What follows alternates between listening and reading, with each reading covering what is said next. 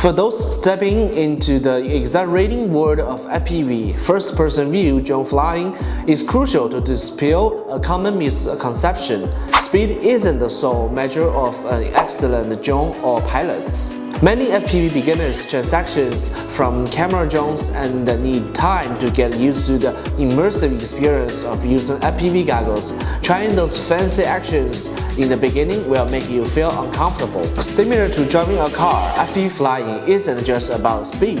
It needs precise control, especially at high speeds. To avoid terrible crashes, many pilots sharpen their skills using computer simulators before applying their insights to real-world flights. This is considered the safest and the most realistic way to master FPV. But for those who lack time for a simulator practice or wish to skip the simulator, is there a more direct approach?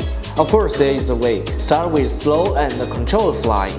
For beginners, take your goggles and begin in level mode or low speed setting, gradually adapting to the first-person perspective. Slowly approach the ground and navigate around something. There is an exhilarating feeling in the experience of flying close to the ground and the obstacles. Once you've mastered your drone's flying attitude and the first-person view, you can gradually increase flight speed and attempt more fancy actions. Processing step by step is the right path for FPV beginners.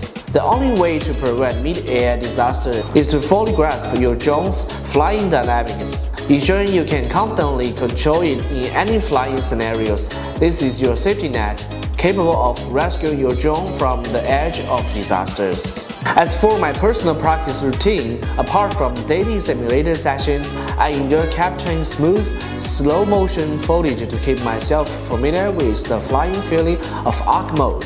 This is how I practice, and I hope it can be helpful to you. If there is any better ways, let's discuss and learn together. That's all for today. Class dismissed. MEPS